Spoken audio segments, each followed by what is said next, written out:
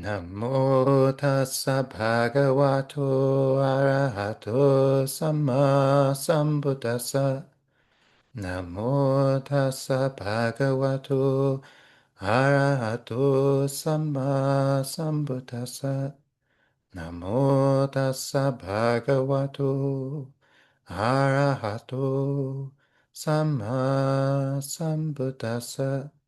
Buddhang dhammang sanghang namasami. All right, again, good morning, everybody, and welcome. So the daylong today, the topic of the daylong, the sort of theme we will be looking at, will be around balance. And this comes up because a request was made to give a little time discussing and studying the interplay we have in practice between samvega, or a sense of urgency in our practice, a sense of being spurred to action by the fragility and impermanence of our situation, versus passaddhi, which is one of the enlightenment factors that focuses on tranquility, or the sense of all rightness in our practice, the sense of our practice being on course, that necessary sense of peace and contentment and security that we need to have to have any sanity, yeah, to be able to not feel like we're a complete mess. And how do you balance those? Because one of them seems to very necessarily say, like, look, you're not in control. This is samsara. You could die at any minute. You can't rest. You can't take it easy. You can't relax. And the other one says, no, we have to relax. Relaxing is the practice. Nibbana is the goal. We can't set things on fire and then say, okay, now let's go to Nibbana. Let's cool everything off. No, we've got to start from cool, move through cool, end at cool. Cool is the goal. Yeah, so why not be there the whole way? But when we get the idea of it, when we get the hang of it, we start to see that it's not really that complicated and they're not really two different things. It's just about achieving a sense of balance, of knowing when to focus on one or the other, and to benefit from the cultivation, the effort we've put into developing the opposite. Yeah. So we're not always cultivating tranquility, not always cultivating a sense of energy and urgency. We're looking at when cultivation is not totally necessary in one. Yeah? And I thought to start with, it's very famous and you all know it because teachers like to point this out. And it's, because it's one of those, oh, aha, I get it. It's very easy to understand, but it's the story of the Venerable Sona, and the lute strings. So I think this translation will be a little different, but let's see, I've got to keep that up. Oops. Yes. Sorry, I'm not positive which one I shared there. There we go. Okay. So this is the Sona Sutta. And the Venerable Sona, as just a little background, he considered to be was considered to be a very pampered individual. And when the Buddha passed through his town, he was a rich boy. And it was said that he was so pampered that he had little hairs growing on the bottom of his feet. And that completely bizarre image is meant to symbolize that he didn't have to walk much. And certainly not barefoot, but he didn't have to walk around to get where he wanted to go. He was probably enjoying having carriages and palanquins and all of these different things to get him where he wanted to go. But then he meets the Buddha and hears a Dhamma talk and he gets inspired. And as the saying goes, he's a young man inspired with faith, goes forth, into the homeless life, and he became a monk. And Venerable Sona was declared later as the foremost of the Buddha's disciples in the application of energy, yeah, in energetic effort in his practice. But at the beginning of his practice, even though he had all of this passion and all this energy, his body could not keep up. And the fellow monks who came to visit his cabin in the middle of the day would see his walking path, and they would see that it was covered with blood, bloody footprints that he had tracked back and forth because his feet were just splitting open during his walking meditation. He was trying to practice, but his body just wasn't used to the rigor and it was falling apart. And so at the beginning of this sutta, he's sitting there and reflecting on it, reflecting on what he's gotten from all of his energetic effort. And he says, I am one of the Buddha's most energetic disciples, yet my mind is not freed from the defilements by not grasping. Well, my family has wealth. I suppose I could use that wealth, enjoy it, and make merit. Why don't I resign the training, disrobe, return to the household life so that I can enjoy my wealth and make merit? So he's thinking, well, what's the best I can make of this situation? Maybe I'll just disrobe and go back and make a bunch of offerings, offer a monastery, support the monks, hear Dhamma talks, and I'll get to eat nice food and, wear nice clothes and all of those things. And so maybe that will be an okay life for me. Now, the Buddha, of course, is checking in on his disciples, and he understands the Venerable Sona as having this line of thought. And I mean, it's framed here as a psychic power. So the Buddha is reading his mind from a distance. But realistically, teachers don't need to be able to read minds to be able to discern that their students are struggling. So you can also take that to be a metaphor. It's just the Buddha cared about his students and he realized Sona was struggling and he understood why. I mean, nobody in the monastery had any uh, confusion about why Sona was struggling. Yeah, again, there was blood all over his walking path. But the Buddha goes and shows up in front of him and confirms, hey, you're thinking about disrobing, aren't you? And Venerable Sona says, yes, Venerable Sir. And then the Buddha gives him this instruction. He says, what do you think, Sona? When you were still a layman, weren't you good at playing the harp? And Sona says, well, yes, Bhante. The Buddha says, well, when your harp strings were tuned too tight, was the sound resonant? Was it playable? No, Venerable Sir. When your harp strings were tuned too slack, was it resonant and playable? No, Venerable Sir. When your harp strings were tuned neither too tight nor too slack, but fixed at an even tension, was it resonant and was it playable? Yes, Venerable Sir. And it's one of these, oh, aha, I get it. It's so easy to understand, yeah? Uh, a musical instrument needs to be tuned. And when it's out of tune, when it's too slack or too tight, it just doesn't work. And this is being compared to our minds, compared to the state of our exertion towards our goals. And the Buddha says, in the same way, Sona, when energy is too forceful, it leads to restlessness. When energy is too slack, it leads to laziness. Therefore, Sona, you should focus on energy and serenity, find a balance of the faculties, and learn the character of this situation. Yes, Venerable Sir, Sona replied. And the Buddha departed. And it is said that from this Dhamma talk, the Venerable Sona then figured out how to do this, how to balance his faculties and learn the balance of the situation, and then eventually became one of the Arahants. And it's kind of glossed over how long this would have taken. Realistically, this is not like a once-off legendary kind of thing. This happens every day at Buddhist monasteries and retreat centers all over the world. A teacher recognizes their student is trying too hard, trying too forcefully, and says, okay, yeah, yeah, get the balance right.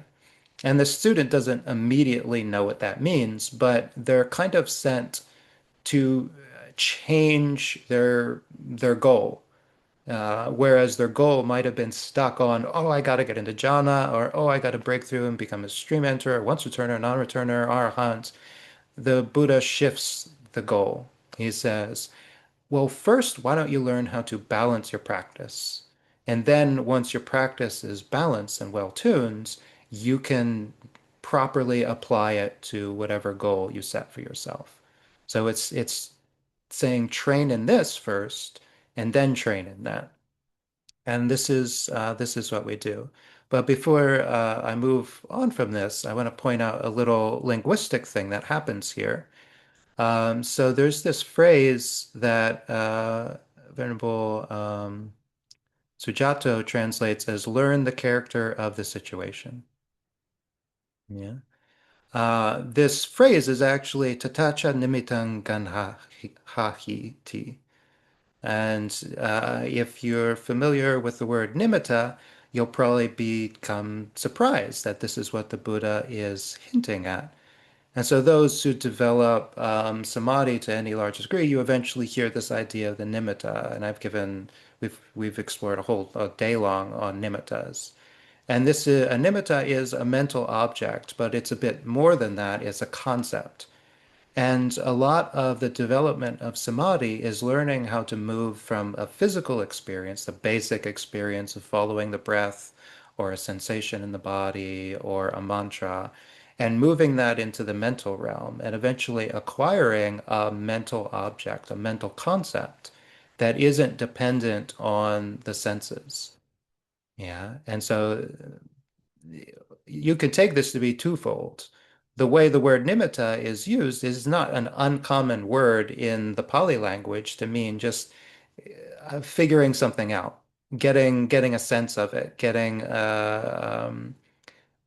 discerning the character of the situation, as it said, is a totally valid explanation. But in terms of the higher training, the Buddha is also implying that all effort is not the same. Yeah.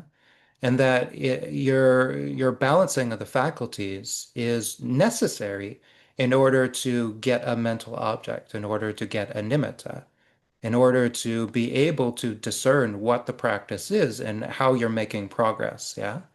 Not all effort is going to produce that. Only balanced effort will produce that. But that can also be your metric. If you're able to reach a balance of the faculties between samvega and urgency and passaddhi and tranquility, then you will begin to calm the mind to the point where you start to be able to work with mental objects rather than just struggling with your physical situation. And if you get that result from your practice, you know that your practice is tuned. You won't get that result until your practice is tuned.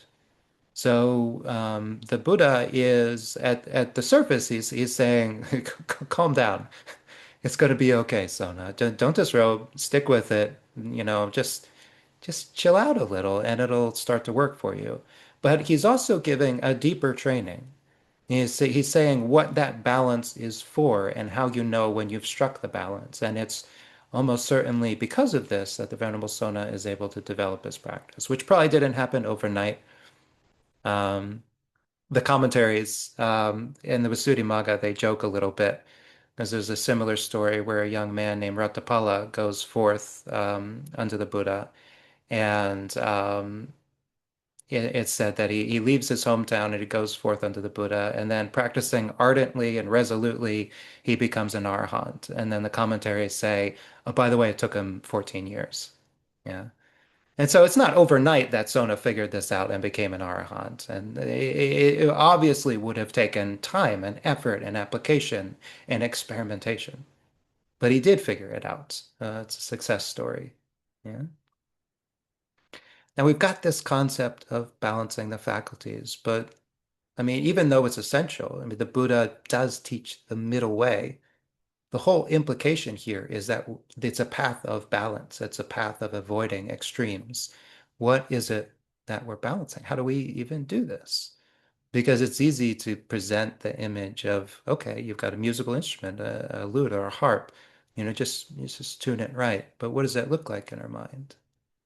In our actual life? And that's one of the things we have to puzzle out for ourselves. What is too much effort? What is not enough effort? And how do we know? Well, while it seems like we're balancing two things, not too much energy, not enough energy, actually it turns out we're balancing four things. And that's part of why, even though we can be presented with this idea, still it's hard to strike this balance. So the four things we're dealing with are hinted at in the four right efforts. Yeah. We've got to balance restlessness and laziness as unwholesome tendencies. Yeah. We have got to work to clear up the conditions that are causing the hindrances of restlessness and torpor, right?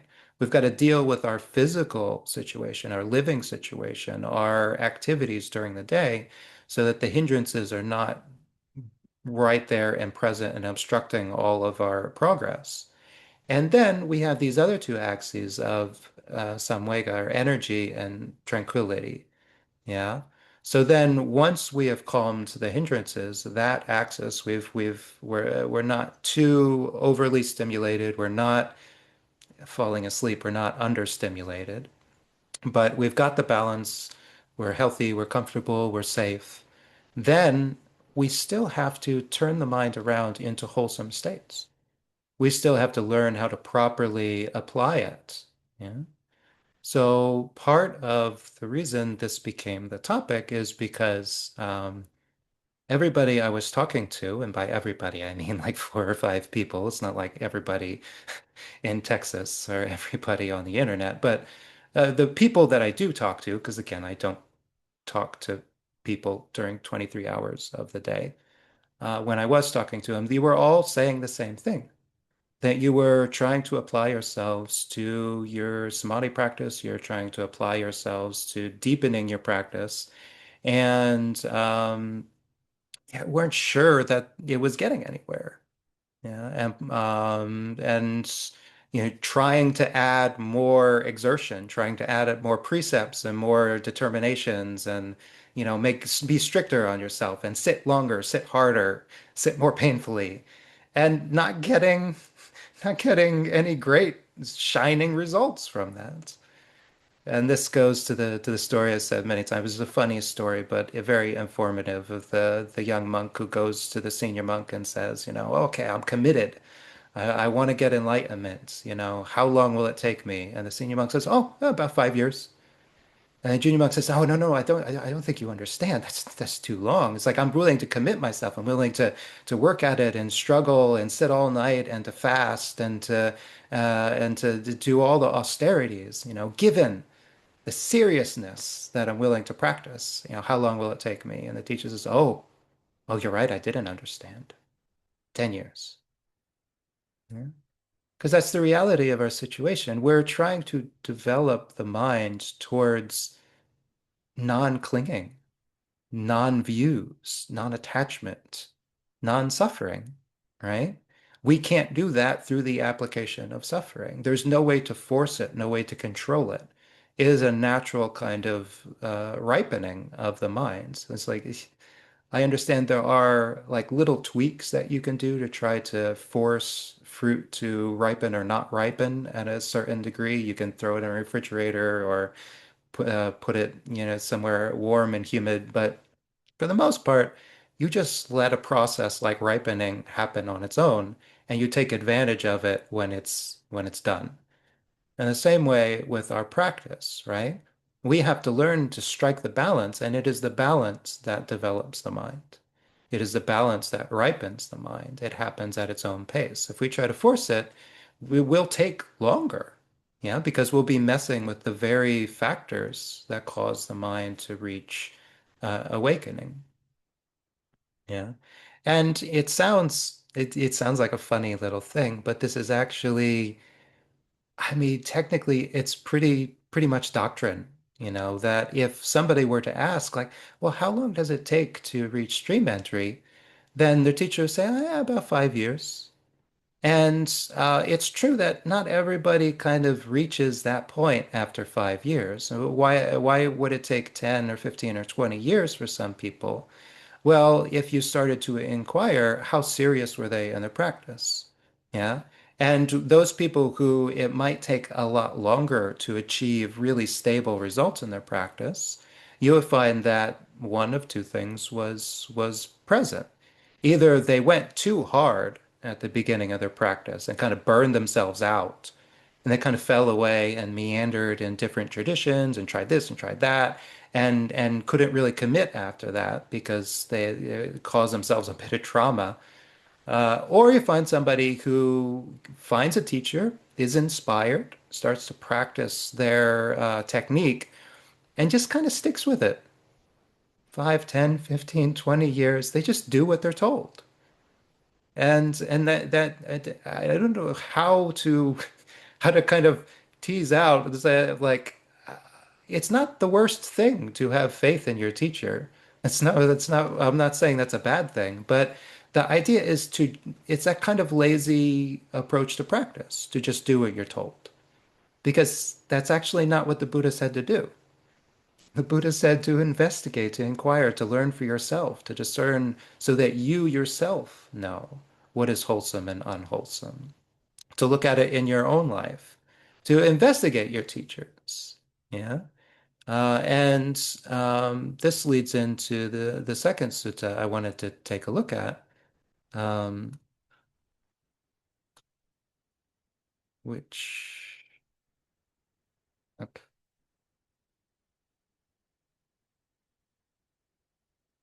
there we go. Okay, this is in Anguttara Nikaya 4.93. Yeah. And the Buddha says, monks, there are four kinds of persons to be found in the world. One individual has internal serenity of heart, but not the higher wisdom. One individual has higher wisdom, but not internal serenity. One individual has neither internal serenity nor higher wisdom. One individual has internal serenity, and one individual has both internal serenity and higher wisdom. And then the Buddha gives a prescription. It says, as for the individual who has serenity but not wisdom, then grounded on that serenity, they should practice their meditation in order to get wisdom. After some time, they will have both serenity and wisdom. As for the individual who has wisdom but not serenity, well, then grounded on that wisdom, they should practice meditation to get serenity. After some time, they will have both discernment, wisdom, and serenity. As for the individual who has neither serenity nor discernment, in order to get those skillful qualities, they should apply extraordinary enthusiasm, effort, zeal, vigor, perseverance, mindfulness, and situational awareness. And he, kind of funny simile, he says, suppose your clothes and head were on fire. In order to extinguish it, you would apply extraordinary enthusiasm, effort, zeal, vigor, perseverance, mindfulness, and situational awareness. And I don't know if you can imagine having your head on fire and then you would apply those wholesome states to putting out the fire on your head. Zeal, vigor, perseverance, mindfulness, situational awareness. Most of us would run around and scream. But the Buddha is suggesting if you were serious about it, you would really apply yourself to putting out the fire. So in the same way, somebody could develop skillful qualities with this enthusiasm until they have both serenity and wisdom. As for the individual who has both serenity and wisdom, then grounded on both those skillful qualities, they should practice their meditation to further the end of the defilements. These are the four individuals found in the world. And so the Buddha has given some simple instructions, and I think many times I encounter people who are at a bit of a plateau or a bit of a rut in their practice, and I ask them what they're doing, and it turns out that they keep applying themselves in the same way. They have a meditation goal that they're trying to hit, and they just keep hammering away at it. Or they're wondering why they haven't attained stream entry, why they haven't had this big flash of insight that all things that are of the nature to arise or the nature to cease, and the opening of the massive Dhamma eye, and a sense of I will never again take rebirth in the lower realms. I am destined for enlightenment. But like I don't think it's happened yet. Can you tell me why? And again, we find the same thing. They're maybe doing the same investigations. They're like, yeah, I know things are impermanent. I tell myself every day. I know I'm getting older. I know I'm going to die someday. I think about it every day. But in investigating a little further, they're not really developing these or like reaching a sense where they're internalized. They're just kind of recycling them. They've read all of the suttas such that they have encyclopedic knowledge of the suttas, and yet they don't have this grounding of serenity and faith that, oh, I get it. They just keep going back to the suttas. Yeah. And both of these things, to be clear, are fantastic. To be disciplined and consistent in your meditation practice, to work towards serenity of mind, this is fantastic. This is to be commended.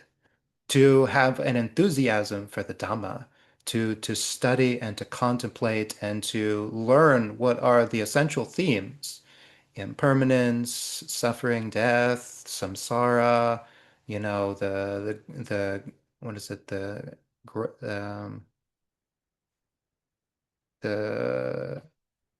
I forget the word. It starts with a G.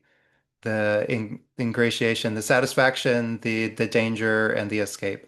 You'll tell me what the G word is later. Yeah.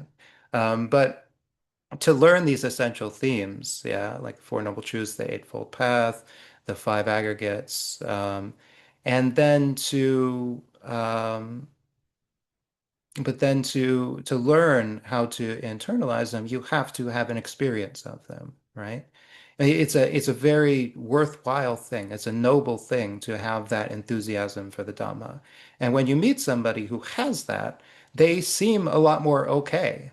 They seem a lot more self-directed. They know how to kind of shed unwholesome views, and yet their practice can be slow. Their meditation can be painful, and they maybe even don't like to meditate. And you say, well, why is it you have such a grounding in the Dhamma and yet you're not getting joy from your meditation practice? And the Buddha is saying the same thing. He's saying that this serenity and this wisdom, these are good things. If you have to diagnose yourself to some degree. It's great to have a teacher to kind of tell you, oh, you're like this, you should do that. And if you have a teacher that you truly trust and they tell you that, you can work with that. But the thing is that stream entry, that stops working to a degree. When somebody becomes actually independent in the training, they become independent of their teacher. And to a certain degree, their teacher will tell them things, and if it doesn't completely fit their situation, they will have to adapt because they will understand that their situation is unique. And they will have learned to figure out how to adapt in order to get to that point. But how do we get to that point? Well, the Buddha says if you discern that you have serenity, you have discipline in your meditation practice, you have consistency in your meditation practice, you are able to consistently get to your baseline level of mental stability, whatever that might be. It's not necessarily that it's always getting deeper, but it's you can consistently get to the place that you have gotten to, that you have achieved. You know, then you have a basis of serenity that you can work from. The Buddha's instruction in that case is to continue to get to that level of internal serenity, but maybe that shouldn't be your focus right now. Again, you're sort of plateauing, you're sort of hitting consistency. So shift over to do contemplations and figure out how to study the Dhamma in a way that doesn't shake your mind up, that doesn't throw you off the axis of your consistent, reliable meditation. Yeah, and doing that and sort of invigorating your practice with new ideas, with new perspectives on the Dhamma, maybe listening to different teachers or reading different suttas or trying out new techniques, even though you know that you probably won't integrate them, that you probably won't keep them going, but say, okay, for the next week, I'm going to do the five recollections, or for the next week, I'm going to do just metta practice. Or for the next week, I'm going to just reflect on the people in the eastern direction and think about all of the various sufferings that they experience through their mortal existence. Um, yeah, this is not like a lifetime practice. The amazing thing is it doesn't have to be. You're setting yourself a wisdom goal. You're saying, I need to inject some more Dhamma into this practice. And that could be the very thing that is holding you back from the serenity pushing onward and developing further. But now say that you do check in on yourself and you say, well, I keep going to all the Dhamma talks and I've been hearing this teacher and that teacher and I've got a shelf of books, not to call anybody out, but and we all got one. And we all got a shelf of books. And you read them and you go through them and you have the suttas and you like the Dhamma. That's a big indicator that wisdom is present. You actually, like reading it and you kind of nerd out over all of the Pali words. Then wisdom is present. And the Buddha is saying, don't abandon that. Don't go into samadhi and say, okay, now I have to stop thinking. I have to turn that off. This is holding me back. What I really need is jhanas. So I'm gonna stop all of this delight in the Dhamma. No, the Buddha is saying use that as your basis, right? So look at the meditation instructions that inspire you, the ones that actually make something kind of vibrate in your being that kind of say, oh, I like this one. This is exciting. I mean, some people, it's like every time they do the five recollections, like, yeah, we're all gonna die. Yeah, this is just great. I love the Dhamma. It's so inspiring. And of course, people look at them a bit weird when they say that. But the important thing is they get it. They get enthusiasm from that. But now they might find that when they sit down, if they just do that reflection, then they get that sense of like inspiration, but they don't know how to translate that to serenity. Well, the Buddha is saying that this is exactly what should be done. You should be taking that reflection and saying, how is it that when I do this contemplation, I can get to a state of brightness of mind, of stability of mind, of enthusiasm for my practice. And this has been the instruction that I've given to a lot of people because it more mirrors how I do my own practice. And I can say, if you can immediately get into jhana, go find a different teacher. I don't know how your mind works. I do it the other way. I say contemplation is a fantastic way to brighten the mind. Yeah, there's a lot of ways that we can apply ourselves in a way that causes serenity. And the Venerable Ajahn Mahabua was a very famous teacher of the last century in Thailand. Uh, was known as having coined, reinvigorated this idea of wisdom developed samadhi. He was all about contemplation. He would sit down and he had early success in samadhi, but his teacher had told him, "Look, you're not getting anywhere with that.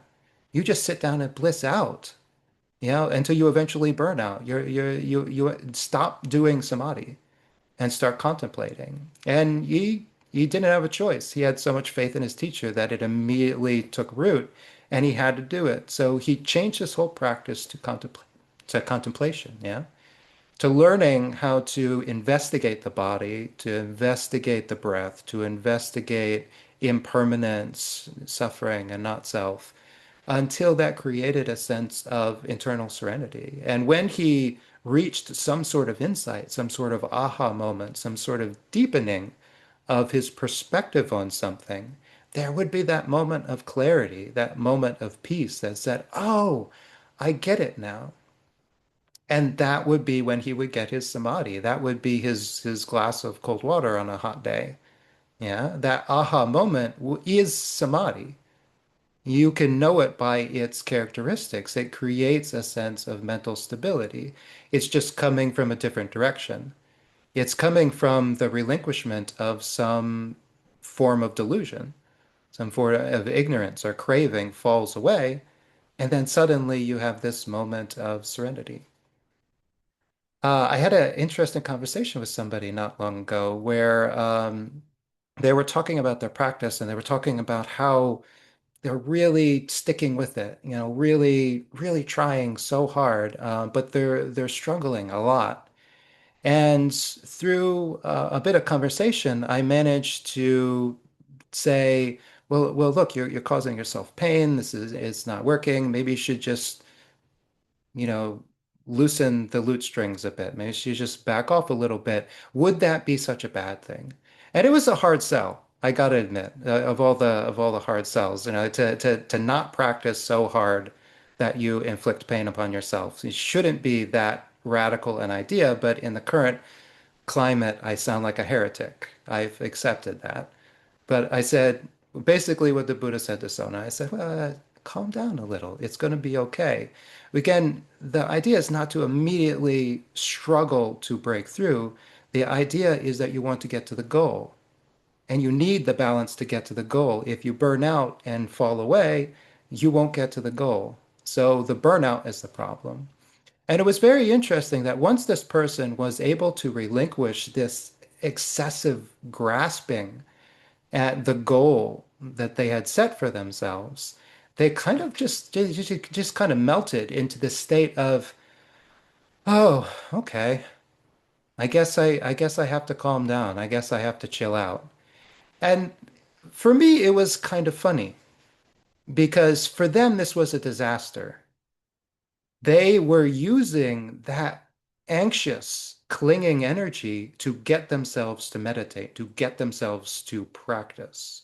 They were relying on it out of the fear that if they did not have that restless energy, they would not do any practice. They were worried that they would just fall away and not do anything. But once they relinquished that, they got to the state where they were not struggling, they were not clinging. And all of they needed from that state was to find something to be wholesomely interested in the Dhamma. All they needed was to go and maybe read an autobiography of one of the great teachers or read a couple of inspiring suttas and to come back at their practice from the idea of like not that you have to do it, that you want to do it. Yeah. But to see this person, once they relinquished their struggle, just kind of feeling listless was very educational for me, is to see as most of us don't know how to be relaxed. We're just so not used to being relaxed in our practice. It is not our baseline state that when we do it, we think we're failing. We think we're falling short. But again, I want to invoke this kind of silly story of the young monk going to the old monk and asking how long it'll take.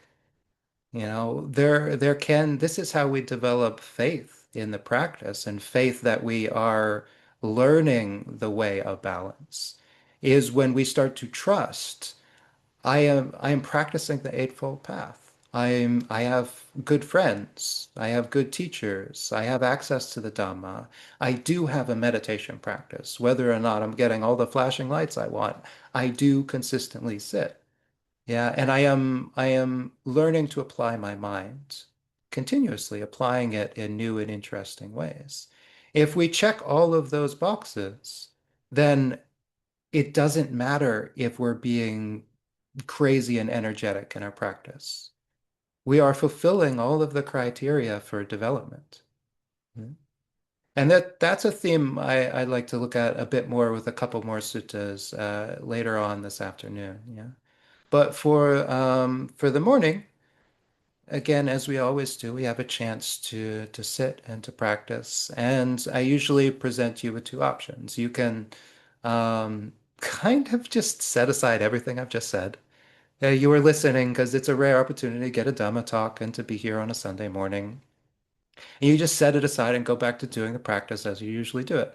That's no problem. If you've got the balance of your mind, maybe then this is just more inspiration, more encouragement to keep doing what you're doing. It's working. Or you can try to investigate this a little. Yeah. And specifically, I'd like to put forth that notion of getting the nimitta, of getting the sign of your mind, yeah, as a sort of point of investigation, right? So the thing you can look at if you want to investigate this idea of balance this morning and on into the afternoon before we come back together is how do you know that the hindrances have subsided? Sort of looking at your mind and having these it's generally two axes, yeah. You have restlessness and its sort of counterpart of desire, sense desire, and then you have laziness, torpor, and its sort of counterpart of aversion. And generally these two axes, you can check in and you can see if I'm falling asleep, well then you should do a meditation that's a bit more active, right? You should find some way to bring up some interest in practice. But if you sit down and practice and you just find that you're just struggling, you're just hammering away at it, well then ask yourself, oh, okay, what am I doing? What am I doing with my time? Is this producing a sense of mental clarity? Is this producing a mental object, or is my mind just jumping from one thing to the next out of discomfort, out of grasping at anything, of trying to find some stable point of reference? Well, then maybe you need to step back and say, well, what even is a stable point of reference? Yeah? What do I have confidence in? What theme actually brightens the mind? And then once you figure that out, go back and apply yourself to that theme with the idea of you don't need to get anything out of it. You want to actually look at it and just kind of sit with it for a while and learn how to sit with a theme until you get a mental object, until you get a sense of what this even means. Yeah? What does it mean to you specifically? And if you do that, then you kind of either of these allow you to kind of get away from the unwholesome parts of the mind, the hindrances, and move towards something where you are not sitting because I told you, or sitting because everybody else in the room is checking up on you and wondering, how well you're practicing. Not sitting because, the Buddha said so and you're a good Buddhist, but making that transition into where you're doing your meditation practice, you're doing contemplation because you actually want to. Finding something that you want to be doing right now. And it just so happens it involves sitting still and applying your mind to the Dhamma. Somehow finding that route. And when you do, you have a genuine possibility of acquiring a mental object, of acquiring a basis, a balance of serenity and insight in the mind as a staging ground, as a working place for the development of your practice. And if you can get to that point, to say nothing of taking it further in either direction of serenity or wisdom, you can consider that an accomplishment, that you are learning and mastering the skill of balancing the mind, yeah, of achieving that optimal state, that middle path that you can know with certainty will produce development, will produce progress towards the goal of Nibbana. Okay, so with that, lines up very nicely with the turn of the hours. So as we usually do during the day-long retreats, um, usually suggest that you decide on the half hour whether you're going to sit or walk. And um, and if you're sitting and you want to inspire your fellow practitioners, you could just have your video on. But if you're walking around and you're vacuuming and you're feeding the cat, you don't have to have your vacuum on. Won't be particularly supportive. Yeah. If you're going on walking meditation and you're out walking, then on the half hour you can say, do I want to keep walking or do I want to sit? If you're sitting, you can say, do I want to keep sitting or do I want to go walk? And learn to balance your postures. Yeah. Because sitting too long and the mind will get sluggish or dull. It'll lose its focus. Walking too long and the mind will not settle properly. So learning to balance these two postures as well, learning to balance your physical situation. Okay. And we will continue to practice until noon Eastern time, 2 hours, whatever that is. I don't trust myself with time zones anymore, and you shouldn't trust me either. And then we'll break for lunch if you're not around right then when we break. The room will reopen, and everybody can come back and practice together from 2 p.m. Eastern until 4 p.m. Eastern. At which time we'll do the afternoon session. Okay. So until then, let's sit and walk and find this balance of the mind.